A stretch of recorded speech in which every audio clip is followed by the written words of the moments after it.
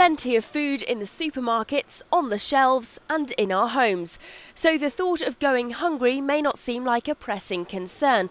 But if this plentiful supply is to continue, we're being warned things will have to change. In fact, the government's calling on us to go back to the war days, saying we need to start feeding ourselves similar to the way people did during the effort in World War II, when fresh produce was at a premium and allotments provided the answer. More than 60 years on, they're now coming back into fashion, with demand for allotments in towns and cities at an all-time high. And it's a good job, because the Food and Environment Secretary Hilary Benn says the UK needs to grow more of its own food and rely less on imports from other countries if we're to maintain an adequate supply of healthy, affordable food for the future. His warning comes as he publishes the country's first food security assessment.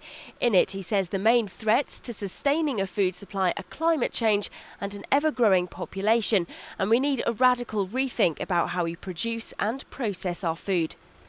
The way in which our food supply is linked to environmental and economic conditions elsewhere in the world is also highlighted. By 2050, there'll be 9 billion people on the planet, leading the experts to calculate global food production will have to increase by 70%. The assessment also warns we'll need to reduce greenhouse gas emissions and adapt to a changing climate here and overseas that will affect what food can be grown and where and how it can be grown. We've already had one wake-up call with the recent sudden oil price hike, which sent food costs soaring, illustrating even more how homegrown could be the long-term solution.